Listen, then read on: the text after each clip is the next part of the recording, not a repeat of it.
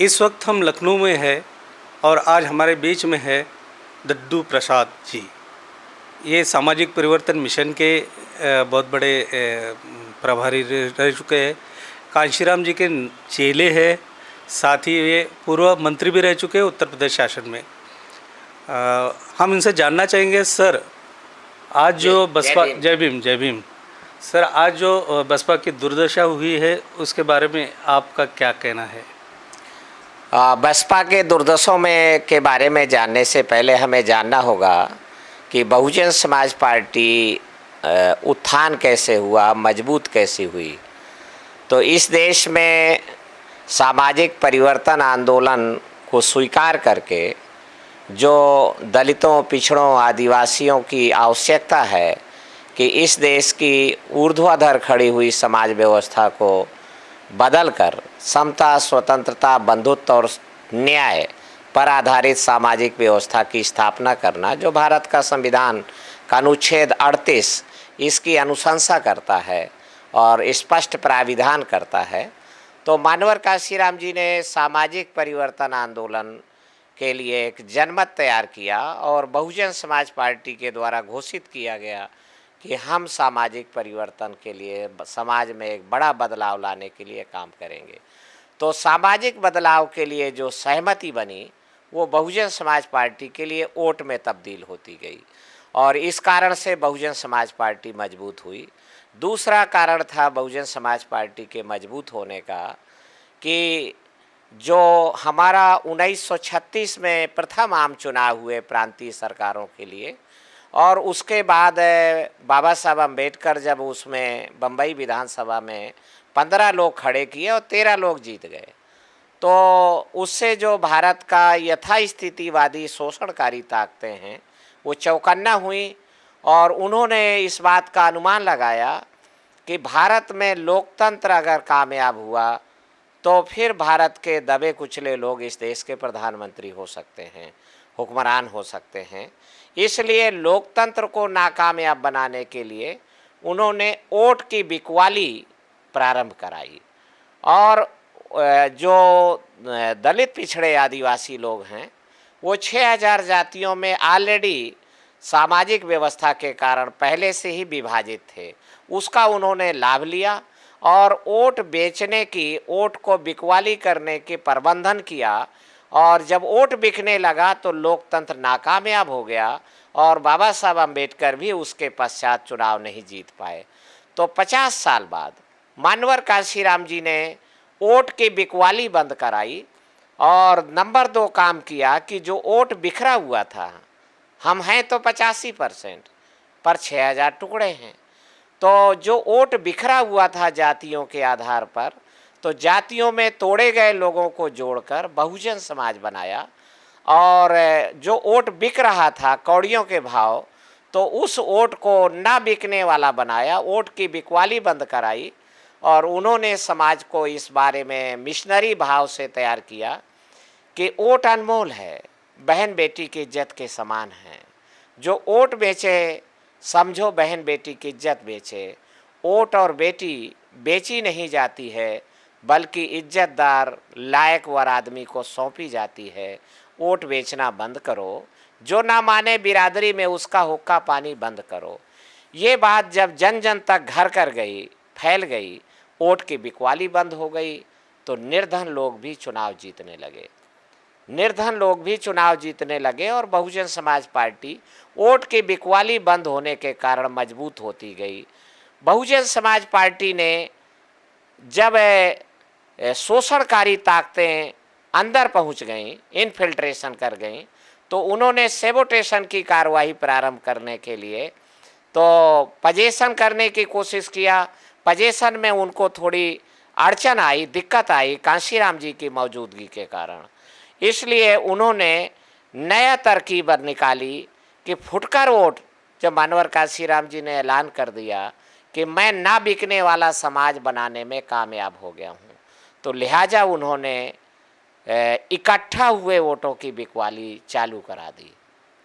तो जो लीडर है उसके मस्तिष्क पर नियंत्रण स्थापित किया और इकट्ठा हुए वोटों की बिकवाली अर्थात टिकट बिकना का प्रबंध किया और इसके कारण बहुजन समाज पार्टी कमज़ोर होती गई।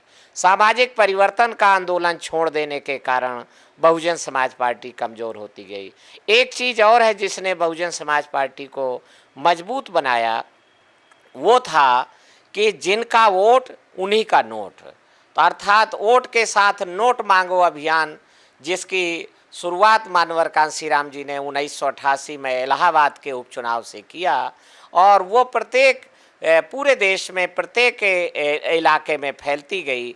जहाँ जहाँ पर लोगों ने आने वाले चुनावी खर्च में जन सहयोग को इन्वॉल्व किया, वहाँ वहाँ पर बसपा मजबूत होती गई और हम कामयाब होते गए। मजदूरों के बच्चे, जिसका एक जीता जागता उदाहरण मैं स्वयं हूँ। मैं एक बंधुआ मजदूर का बेटा मानवर कांशीराम जी के द्वारा सुझाए गए लोकतंत्र को कामयाब बनाने के तौर तरीके पर चुनाव लड़े और लगातार 3 बार एक ही सीट से जीते गए और उत्तर प्रदेश में कैबिनेट मंत्री भी बने। इसलिए एक चीज़ और जिसने बहुजन समाज पार्टी को मजबूत बनाया तो वो है कि निर्धनों का लोकतंत्र कामयाब बनाना है। तो निर्धनों के पास धन नहीं है, साधन नहीं है, पर 2 पैर तो हैं। तो 2 पैरों और 2 पहिए का सहारा, साइकिल का सहारा लेकर हजारों किलोमीटर हम लोगों ने पद यात्राएँ किया, साइकिल यात्राएँ किया और बहुजन समाज बनाओ अभियान की प्रचार यात्रा चलाई। हिस्सेदारी अभियान, जिसकी जितनी संख्या भारी उसकी उतनी हिस्सेदारी। तो इसको एक एजेंडा बनाया तो हम जैसे लोग भी जीत के विधानसभा लोकसभा में आए। जब हम लोगों ने हम कहा कि हमारे पास धन नहीं है पर वाणी तो है, जीव तो है, इससे संगीत पैदा हो सकता है, इससे गीत पैदा हो सकता है, तो बहुजन समाज पार्टी मजबूत होती गई। फिर मानवर कांशीराम जी ने कहा कि हमारे पास धन नहीं है पर हाथ तो है गरीबों के पास। हाथ से क्या होगा? तो हाथ से आंदोलन लिख जाता है, वॉल राइटिंग हो जाती है। उन्होंने स्वयं नील घोरी एक डिब्बे में और ब्रश उठाया और उससे अपने हाथ से हाथी बना दिया, हाथ से उन्होंने बहुजन समाज पार्टी लिख दिया। तो ऐसे पूरी दीवार ही हमने होर्डिंग बना दिया। तो इन तौर तरीक़ों का, वॉल राइटिंग का, पेंटिंग स्क्वाड का बड़े पैमाने पर उपयोग करके बहुजन समाज पार्टी मजबूत होती गई। वोट के साथ नोट मांगो अभियान का, अर्थात बेगर स्क्वाड, भिखारी दस्ता बना करके तो बसपा मजबूत हुई और आंदोलन मजबूत होता गया। उन्होंने पिछड़े वर्गों को जोड़ने के लिए शोषणकारी ताकतों का मकसद है तोड़े हुए लोगों को लगातार लड़ाते रहना, झगड़ाते रहना, पर हमारा एक मकसद है तोड़े हुए लोगों को जोड़ना। तोड़े हुए लोगों को अगर जोड़ना है तो जिसकी जितनी संख्या भारी उसकी उतनी हिस्सेदारी। ये नैसर्गिक जस्टिस है, ये प्राकृतिक न्याय है, इसमें किसी का किसी से झगड़ा नहीं हो सकता है। लिहाजा जब इस सूत्र को अपनाया गया तो बहुजन समाज पार्टी मजबूत होती गई। मानवर कांशीराम जी ने जब 25 अगस्त 2003 को लखनऊ की धरती में ऐलान कर दिया कि मैं भारत का प्रधानमंत्री होना चाहता हूँ, तो इस देश की अल्पजन समाज जो भद्रजन हैं वो खतरे में आ गए, वो भयभीत हुए और उन्होंने इस बात को कैलकुलेट किया कि कांशीराम देश का प्रधानमंत्री हो सकता है। इसलिए ठीक 20वें दिन मानवर कांशीराम जी को ब्रेन स्ट्रोक पड़ा, जो एक गहरे षड्यंत्र का हिस्सा है। और उसके ठीक 37 दिन बाद मानवर कांशीराम जी ने जिस बात के लिए सख्त मनाही की थी कि शोषणकारी ताकतों का कोई भी व्यक्ति हमारी पार्टी का नायक नहीं हो सकता है। उनकी 6 पार्टियां और हैं, वो अपनी पार्टियों को मजबूत करें, मेरी पार्टी को बख्शे रहें और हमारी पार्टी का नायक पिछड़े वर्गों का ही कोई व्यक्ति होगा। तो परंतु 22 अक्टूबर 2003 को सतीश चंद्र मिश्रा को मानवर कांशीराम जी की इच्छा के विपरीत जाकर के जब उनकी बोलती बंद हो चुकी थी, वो बत्रा हॉस्पिटल में भर्ती थे, उस दौरान मानवर कांशीराम जी की मर्जी के, इजाज़त के बिना, उनके निर्देशों का उल्लंघन करके जब उसको राष्ट्रीय महासचिव बनाया गया तो फिर इकट्ठा वोटों की बिकवाली चालू हो गई। नारा बदल दिया गया 9 जून 2005 को कि जिसकी जितनी संख्या भारी उसकी उतनी हिस्सेदारी। ये नारा गलत है और इसलिए लिहाजा हम नया नारा दे रहे हैं कि जिसकी जितनी तैयारी उसकी ज़्यादा से ज़्यादा हिस्सेदारी। लोगों ने मतलब पूछा कि ये तैयारी का मतलब क्या होता है, तो उन्होंने कहा कि भाई आपके समझ में नहीं आता है, हम खुलासा कर रहे हैं कि जिसकी जितनी थैली भारी उसकी और ज़्यादा हिस्सेदारी। तो उम्मीदवार का चयन जन समर्थन के आधार पर नहीं, जनप्रियता, लोकप्रियता और जनता के लिए बहुजन समाज बनाने के लिए किए गए काम को मूल्यांकन न करते हुए उनका उम्मीदवारी का पैमाना धन और नोटों की गड्डियाँ और जब थैली से होने लगा तो बहुजन समाज पार्टी कमज़ोर होती गई और आज है हाशिए पे चली गई है। आज उत्तर प्रदेश में सिर्फ एक विधायक जीता है। वोट शेयर जो हम 2007 में मानवर कांशीराम जी की कुर्बानी के बाद, मानवर कांशीराम जी के देहांत के बाद जो सहानुभूति लहर पैदा हुई और अति पिछड़ी जातियों का बड़े पैमाने पर 2007 में हमारे साथ जुड़ाव पैदा हुआ, भाईचारा बना, उसके कारण हम 31% वोट शेयर कर सके उत्तर प्रदेश में। तो 2009 में जब पिछड़े वर्गों का हिस्सा काट दिया गया, 80 के लोकसभा सीटों में से मात्र 17 सीटें पिछड़े वर्गों को अलाट की गईं। उनकी जितनी आबादी है उससे कहीं कम जब उनको शेयर दिया गया और जो ब्राह्मण वर्ग है उसकी आबादी से कई गुना ज़्यादा दे करके 22 टिकट उनको अलाट किए गए, 8 टिकट ठाकुरों को अलाट किए गए और 12 टिकट जो गरीब मुसलमान हैं उसको धक्का मार दिया गया और जो दबंग और दलितों पिछड़ों का शोषक मुसलमान हैं वो 12 टिकट जब उसको दिए गए तो लिहाजा पिछड़े वर्गों की हिस्सेदारी कम होने के कारण पिछड़े वर्ग का समूह हमसे धीरे धीरे खिसकने लगा, छूटने लगा और 31% से वोट गिर के 2009 के लोकसभा चुनाव में वो 27% आ गया। ये गिरावट लगातार जारी रही। राष्ट्रीय अध्यक्ष को इस गिरावट के बारे में लगातार सचेत किया गया, पर ऐसा लगता है कि वो जानबूझ करके प्लान करके इस गिरावट को प्लान तय कर रही थी गिरावट के लिए और इसको मानवर कांशीराम जी की रचना को समाप्त करने के अभियान में लगी हुई थी। तो उन्होंने लगातार गिरावट फिर जारी रखी और 2012 के विधानसभा चुनाव में वो 24% वोट शेयर पे आ गया। हम 206 विधानसभा सीटों से गिर के 80 पर आ गए। बुंदेलखंड जो एक हमारा हार्डकोर इलाका होता था वहाँ भी हमारे वोट शेयर गिरा और दूसरा वहाँ से जो है हमारी सीटों की संख्या भी घटी। फिर 2014 के लोकसभा चुनाव में हम 0 पर आउट हो गए। ऑल इंडिया में हमारा एक एमपी नहीं जीत पाया, जबकि 89 के बाद हम कभी 0 पर नहीं आउट हुए।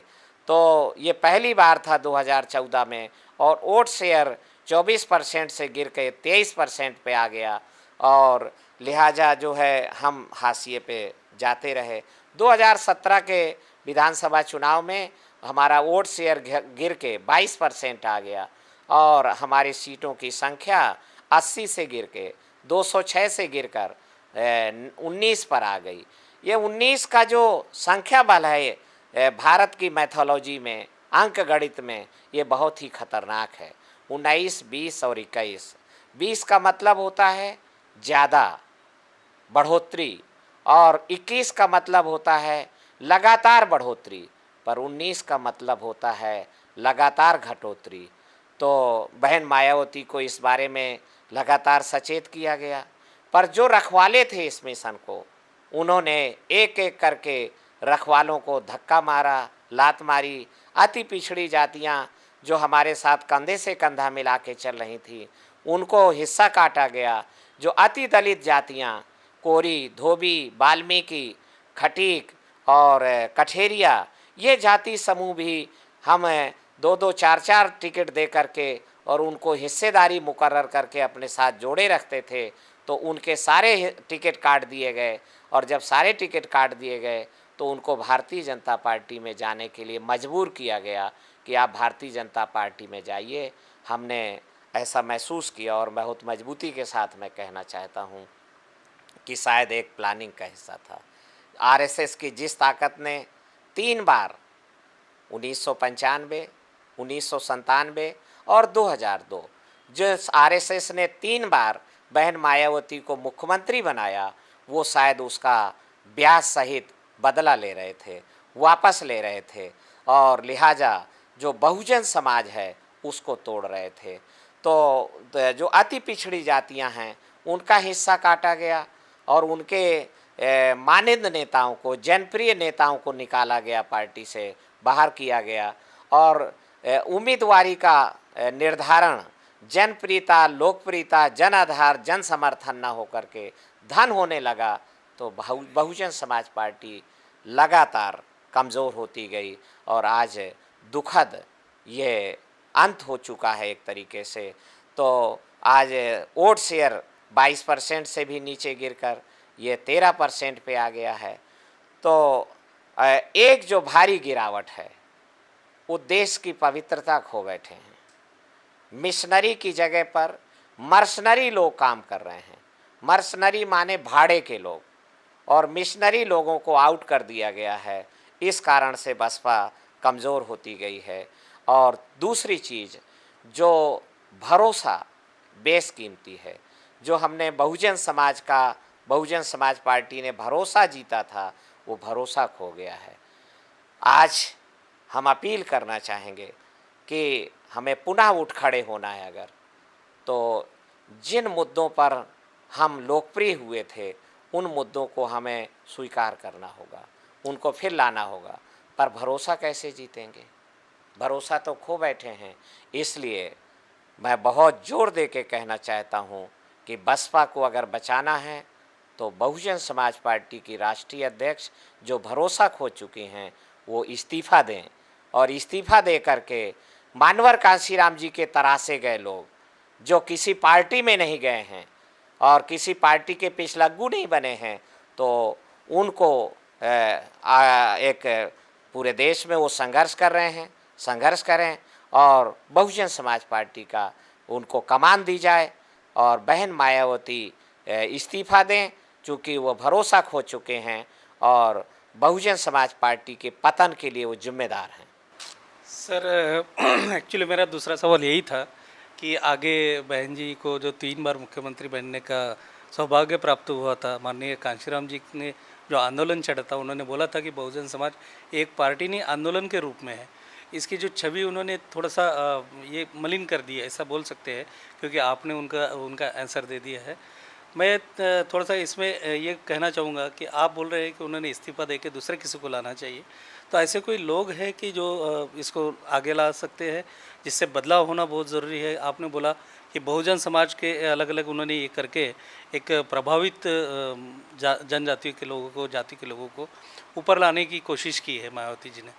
आप क्या समझते हैं कि ये वापस अपनी जो खोई हुई जो मलिन छवि है वो बहुजन समाज पार्टी वापस ला सकती है? नहीं, निश्चित रूप से बहन मायावती के रूप में, उनके नेतृत्व में और सतीश मिश्रा के रूप में पुनः भरोसा नहीं कायम हो सकता है, क्योंकि बहुजन समाज पार्टी की ताकत केवल दलित और चमार नहीं है।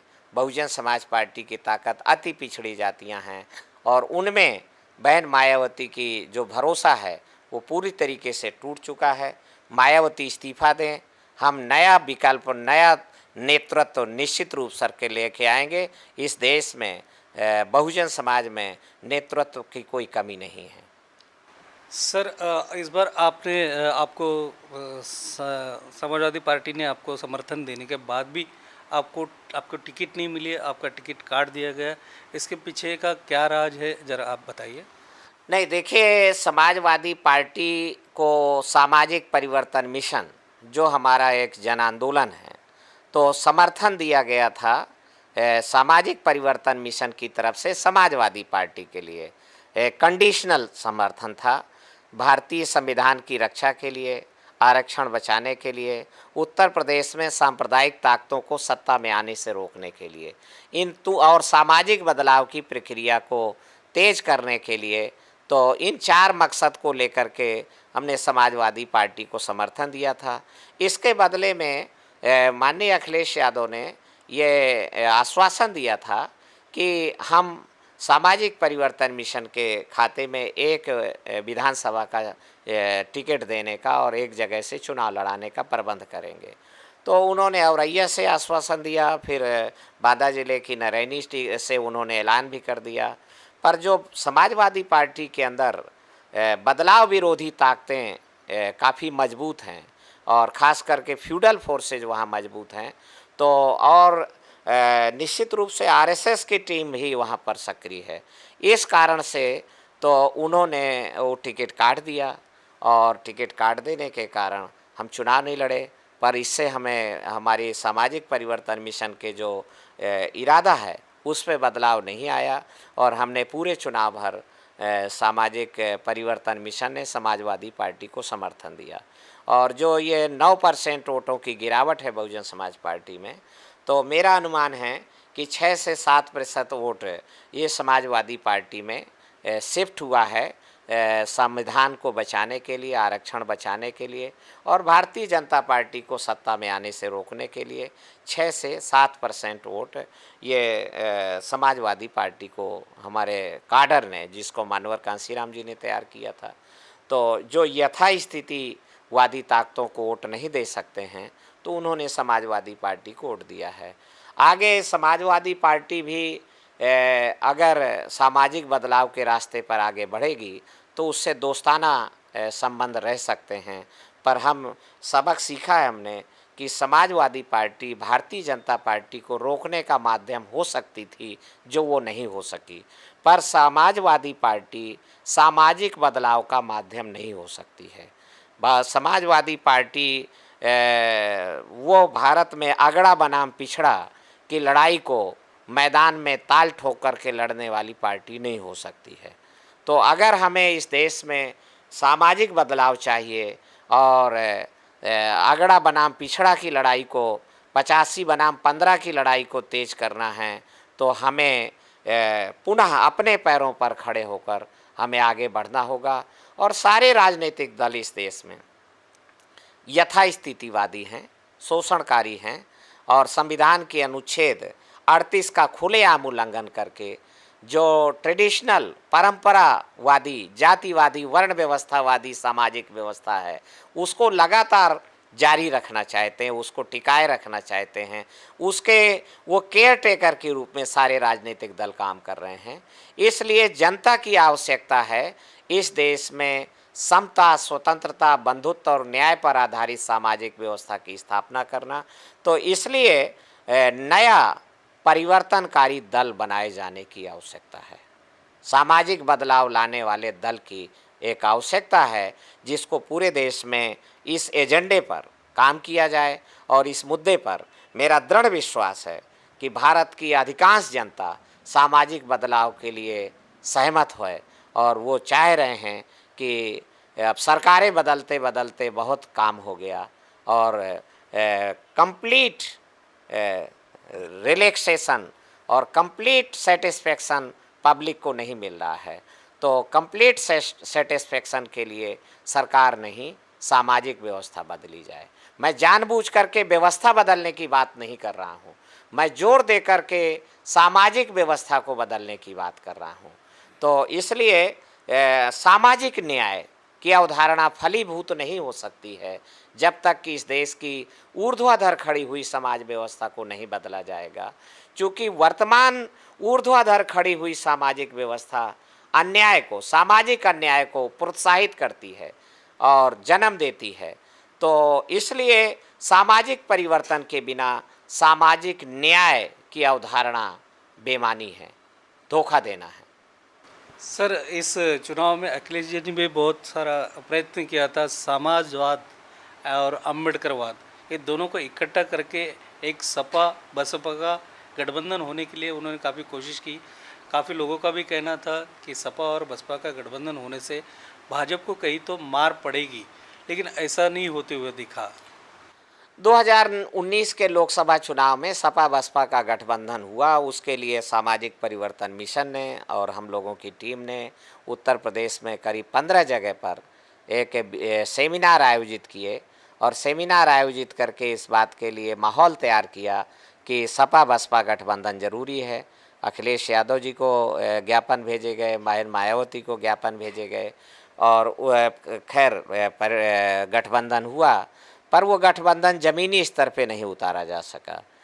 1993 में सपा बसपा गठबंधन कामयाब हुआ इसलिए कि दोनों नेताओं ने उस गठबंधन को 1992-93 में 1 साल का लंबा वक्त मिला और वो गठबंधन सपा बसपा का ज़मीन पर उतारा गया। 14 दिसंबर 92 को गठबंधन ऐलान किया गया, जबकि 2019 का गठबंधन 12 जनवरी 2019 को घोषित किया गया और उसके कुछ ही आचार संहिता लग चुकी थी और लिहाजा वो गठबंधन की अवधारणा को और उसकी पवित्रता को धरती पर मासेस तक कन्वे नहीं किया गया और वो कामयाब नहीं हो सका। तो इसलिए मैं कहना चाहता हूँ कि माननीय अखिलेश यादव जो कर रहे थे तो उनको पाला खींच कर लड़ना होगा। फॉरवर्ड बनाम बैकवर्ड की लड़ाई है ये, तो 85 बनाम 15 की लड़ाई है।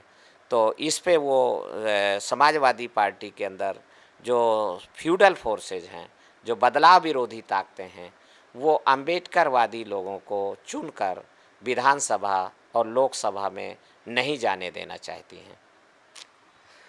तो ये थे दद्दू प्रसाद जी हमारे साथ और बहुत सारी आशाएं बनी पड़ी है इनको बसपा की। इन्होंने तो ये भी कहा है कि किसी नया दल की स्थापना होने की ज़रूरत है ताकि ये जो समाज में अंतर डालने वाली जो पार्टियां होती है जैसे भाजपा आरएसएस जो हो, इसमें इनको रोकने के लिए कहीं ना कहीं अपने को एक नया दल स्थापित करने की ज़रूरत है। इवन बसपा का जो प्रतिनिधित्व है जो बहन जी के पास है वो उनसे निकाल के किसी और को नया चांस देना चाहिए, ऐसा भी इनका कहना है। धन्यवाद सर। ये थे पूर्व मंत्री दद्दू प्रसाद। जय भीम। जय भीम सर।